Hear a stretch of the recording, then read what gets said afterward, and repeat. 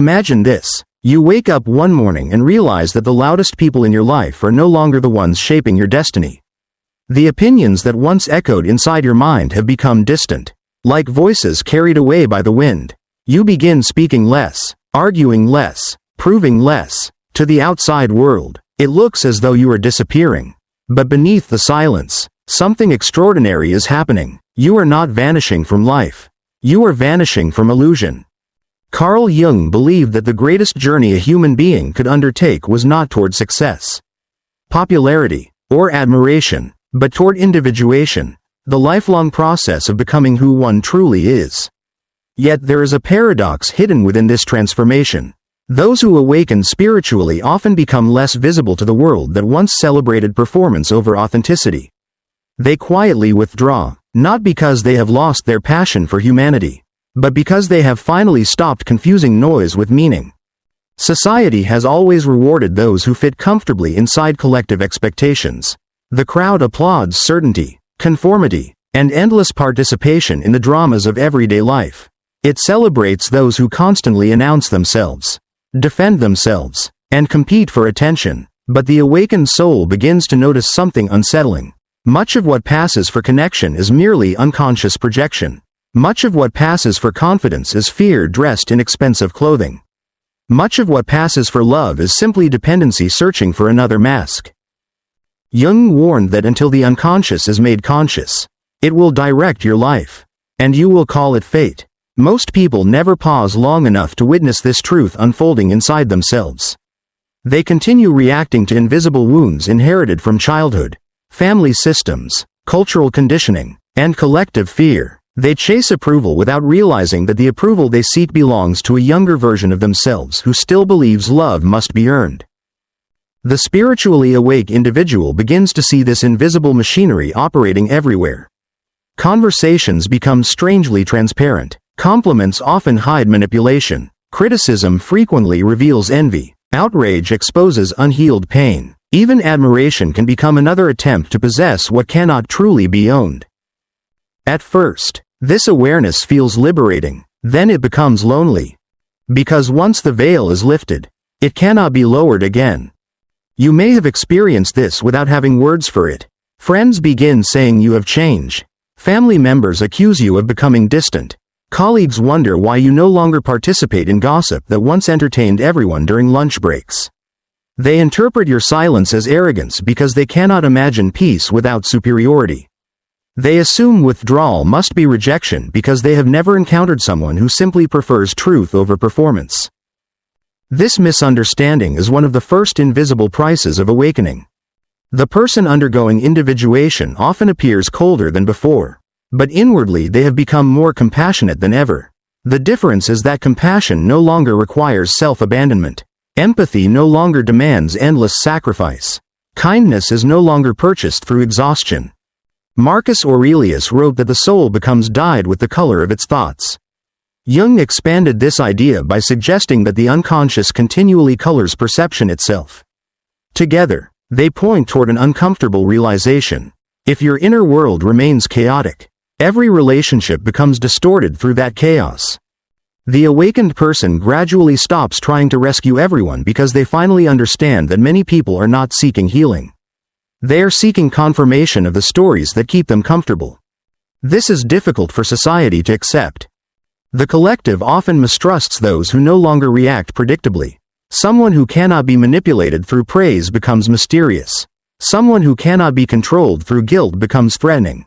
Someone who refuses to compete quietly dismantles the rules of a game everyone else assumes must be played forever. That is why spiritually awake people often seem to disappear. Not because they are hiding. Because the world stops knowing where to find them. They are no longer searching for identity inside status, politics, endless entertainment, or constant validation. Their attention turns inward, not toward narcissism, but toward integration. Jung described the shadow as everything the conscious personality refuses to acknowledge. Most people imagine the shadow contains only anger, greed, jealousy, and violence, yet the shadow also hides forgotten strengths. Courage buried beneath fear, creativity buried beneath criticism, wisdom buried beneath obedience. To awaken spiritually is to descend into this hidden territory. Imagine walking through an ancient forest at twilight. Every tree casts a longer shadow than itself. The deeper you walk, the quieter everything becomes. Eventually, the sounds of civilization disappear completely. There are no advertisements, no applause, no comparisons, only the steady rhythm of your own footsteps. This inner forest frightens many people because there is no audience there. Only truth. The modern world trains individuals to become performers before they become persons. Children quickly learn which emotions earn affection and which invite rejection.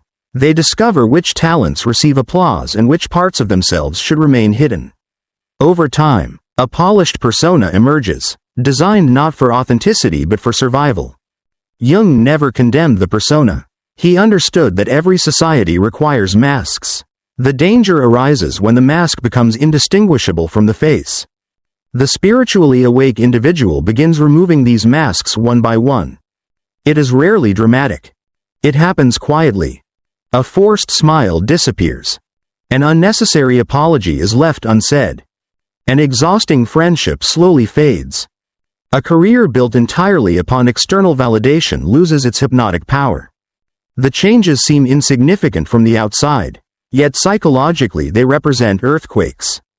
Because every false identity surrendered creates space for something more ancient to emerge. You might wonder why this process often leads to isolation rather than celebration. The answer lies deep within human psychology. Every transformation threatens those who remain identified with the patterns you have left behind. Your courage becomes an unconscious invitation for them to confront their own fear. Your peace reflects their inner turbulence.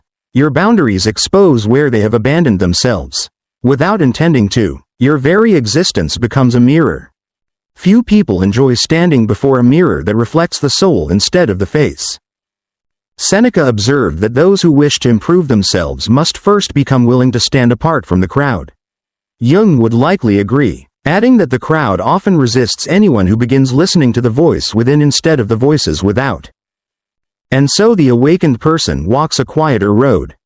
Not because they despise humanity, but because they finally understand that belonging and becoming are rarely the same journey. Sometimes the soul must leave the village long before it can return with genuine wisdom. Sometimes disappearance is not loss. Sometimes disappearance is initiation.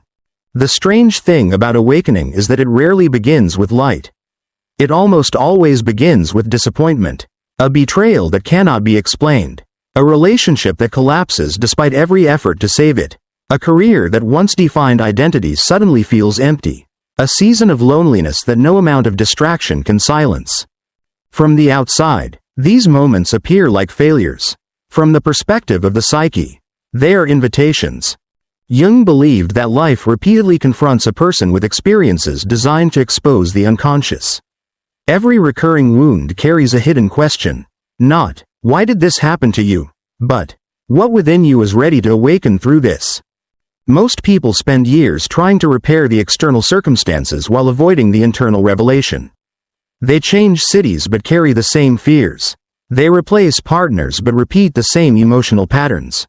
They seek new opportunities while dragging old identities behind them like invisible chains. The spiritually awake individual eventually recognizes the pattern. The enemy was never outside alone.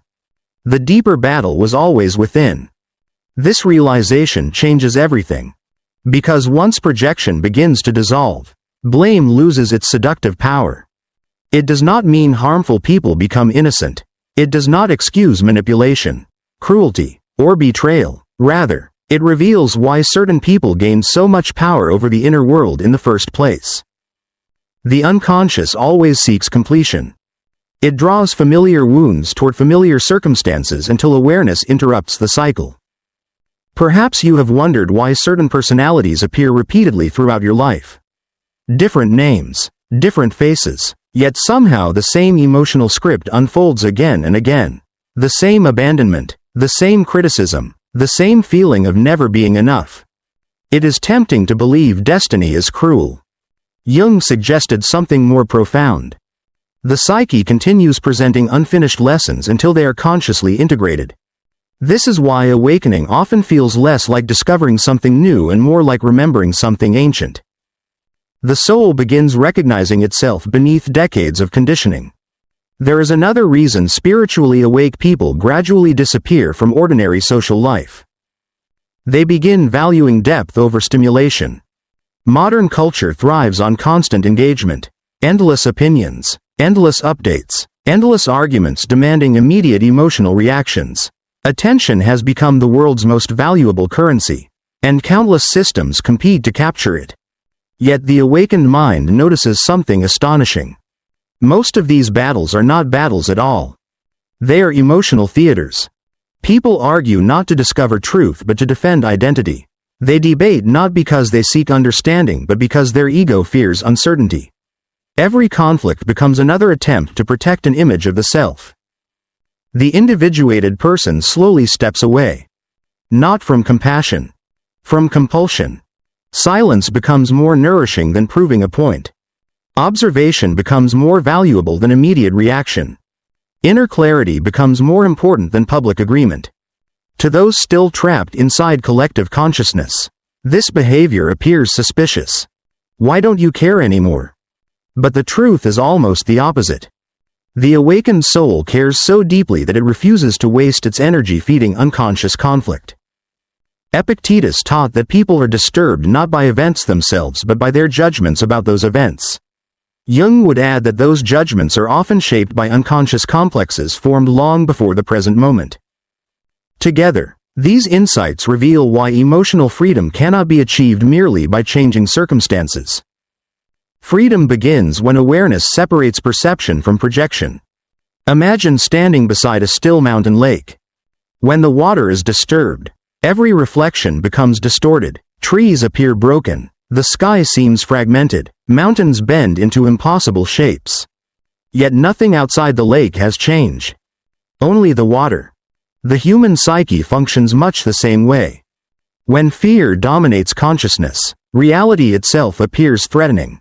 When shame governs perception, every conversation feels like criticism. When abandonment remains unhealed, every silence sounds like rejection. The spiritually awake individual devotes less energy to controlling the world and more energy to calming the inner waters. This work is invisible. There are no trophies. No applause. No audience. Only thousands of quiet decisions made every single day. Choosing honesty over approval. Choosing solitude over toxic familiarity. Choosing peace over emotional addiction. These decisions slowly transform identity. And transformation inevitably changes relationships. One of Jung's most unsettling observations was that people rarely relate to one another directly. More often, they relate through projections. A woman may fall in love not with a man himself but with the image her unconscious has created around him. A man may despise another because that person embodies qualities he secretly longs to develop. Parents project unlived dreams onto children. Friends project hidden insecurities onto each other. Entire societies project their rejected shadows onto outsiders. Once you begin seeing projection everywhere, ordinary interactions become psychologically transparent. The compliment that secretly asks for validation. The criticism rooted in self-hatred. The excessive admiration that quickly becomes resentment. The endless need to categorize people as entirely good or entirely evil. The awakened individual no longer accepts these projections as truth. Instead, they ask a quieter question. What is this revealing about the one who speaks? This shift changes how conflict is experienced. An insult no longer automatically defines identity. Praise no longer automatically inflates it. Neither becomes the center of existence. This is not emotional numbness. It is psychological sovereignty. Unfortunately, sovereignty often resembles distance. Those accustomed to controlling others through emotional intensity become uncomfortable when their familiar strategies stop working. Guilt no longer persuades. Flattery no longer seduces. Fear no longer dominates.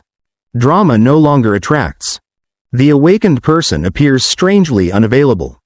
Not unavailable to love. Unavailable to unconscious games.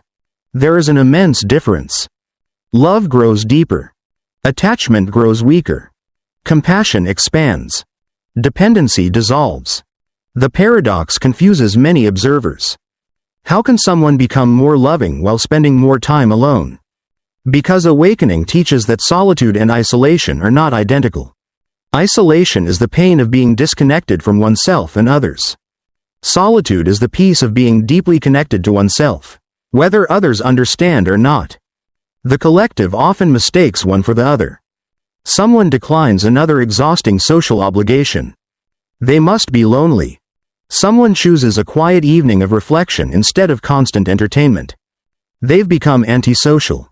Someone refuses to argue with people committed to misunderstanding them. They've given up. No. They have begun conserving the rarest resource the soul possesses: conscious attention. Every moment reclaimed from unnecessary conflict becomes fertile ground for wisdom. Every boundary protects not only peace but perception.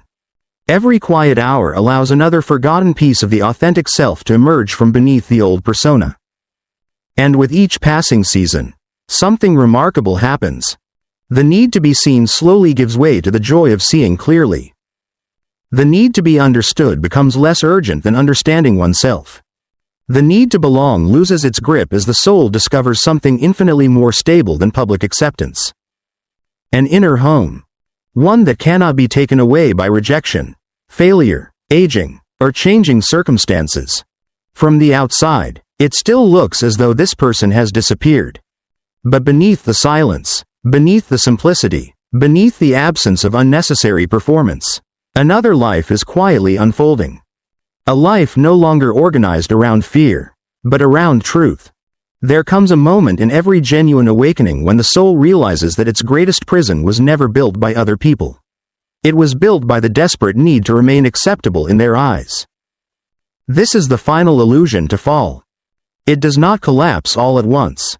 It crumbles quietly, almost imperceptibly, through countless ordinary moments. A message left unanswered because peace matters more than immediate approval. An opinion withheld because truth no longer requires applause. A familiar role abandoned because authenticity has become more valuable than belonging. To those watching from the outside, nothing extraordinary seems to have happened. Yet inwardly, an entire psychological universe has been rearranged. Jung believed that individuation is not about becoming perfect. It is about becoming whole. Wholeness does not emerge by eliminating darkness but by integrating it. The awakened person no longer spends every waking hour trying to appear endlessly positive, endlessly agreeable, endlessly strong. They become honest. They admit fear without surrendering to it. They acknowledge anger without allowing it to rule them. They recognize grief without mistaking it for identity. This is the quiet courage that society rarely celebrates because it cannot be photographed or measured. The modern world praises visible achievement. The soul values invisible transformation. One earns admiration. The other earns freedom. Perhaps this explains why spiritually awake people often seem to disappear just when the world expects them to become more ambitious, more outspoken, more influential. Instead, they simplify. Not because they lack dreams, but because they have learned the difference between desire and compulsion. The ego accumulates. The soul discerns. The ego asks, how much more can be gained? The soul whispers, what is no longer necessary? This whisper changes everything. Homes become lighter because possessions no longer define identity. Conversations become gentler because winning arguments no longer feels like victory. Relationships become fewer but infinitely deeper because quantity has surrendered to presence. Time itself begins to feel different. The hurried rhythm imposed by external expectations slowly gives way to something ancient and steady. The pace of nature. The pace of the psyche. The pace at which real healing has always unfolded. Marcus Aurelius reminded himself that no one can rob another of the freedom to govern their own mind. Jung extended this wisdom into the unconscious, showing that genuine freedom requires meeting the hidden forces within rather than endlessly resisting the forces without. The spiritually awake person eventually stops asking, how do I change the world so I can be at peace? Instead, a quieter question arises. How do I become so deeply rooted in truth that the world can no longer steal my peace? This question marks the threshold of inner adulthood. No longer does every rejection become evidence of unworthiness. No longer does every success become proof of superiority. Life ceases to swing violently between inflation and despair. A profound balance begins to emerge. This balance is not emotional perfection. It is emotional resilience. Storms still arrive. Loss still hurts. Love still risks heartbreak. The awakened soul is not protected from suffering. It is transformed by its relationship to suffering. What once felt like punishment becomes instruction. What once appeared meaningless becomes symbolic. Even silence acquires a language of its own. Many people fear silence because it removes distraction. The awakened person welcomes silence because it reveals truth. Within silence, forgotten memories rise gently into awareness. Old identities dissolve without violence. The inner child who spent years begging for acceptance finally discovers that acceptance cannot be permanently found outside. The shadow no longer appears as an enemy lurking in darkness. It becomes a neglected companion waiting to be understood. This is one of Jung's greatest gifts to psychology.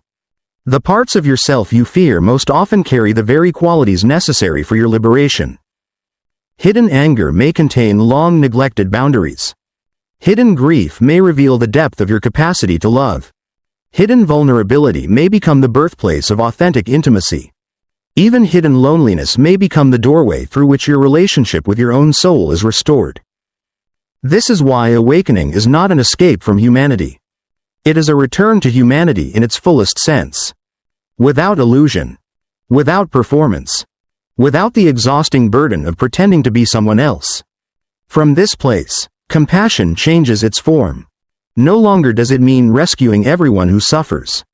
It means seeing others clearly while respecting the sacred responsibility each person carries for their own transformation. This understanding dissolves resentment. You stop expecting unconscious people to behave consciously before they are ready. You stop negotiating with those committed to misunderstanding you. You stop abandoning yourself to preserve relationships built upon false versions of who you were. Instead, you begin offering something much rarer. Presence. Not frantic advice. Not endless explanations. Simply the quiet stability of someone who has walked through darkness without allowing darkness to become their identity. Ironically, this is when people begin seeking you. Not because you are louder. Because you are quieter. Not because you possess all the answers. Because your peace reminds them that another way of living is possible. Some will misunderstand your silence. Others will call it detachment. A few may even accuse you of changing. They are correct. You have changed. The frightened self that once begged for recognition has become the grounded self that no longer measures worth through applause. The restless self that chased every opportunity to prove itself has become the peaceful self that allows actions to speak more clearly than words. The fragmented self has slowly become whole. And perhaps this is why spiritually awake people seem to disappear from society. They have not disappeared from life.